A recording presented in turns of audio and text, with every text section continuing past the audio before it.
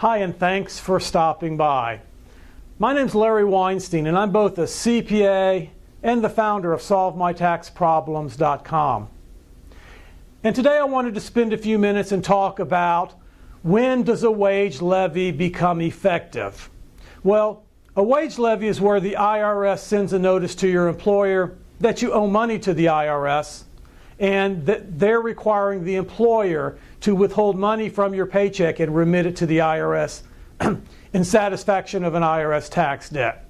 So when your employer receives this notice of levy from the IRS, by rights, they are required to honor that levy at your next pay date.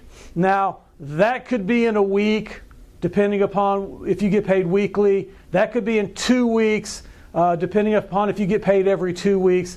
It really just depends upon how much time you have as it relates to when your employer receives the levy and where you are in the pay cycle. If you get paid every week and they receive it at the very beginning of the pay cycle, then you generally have a week to get the problem solved and to get the wage levy released.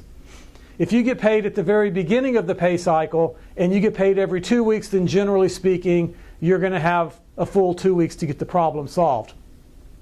By the same turn of a coin, if the IRS receives the wage levy a couple of days before your next payday, generally speaking, they're going to wait until the next pay period because they've only got a couple of days to do all of the paperwork necessary to withhold money from your paycheck. It just doesn't give them enough time. So that, in some instances, will buy you another week or 2 or 3, just depending upon the pay cycle.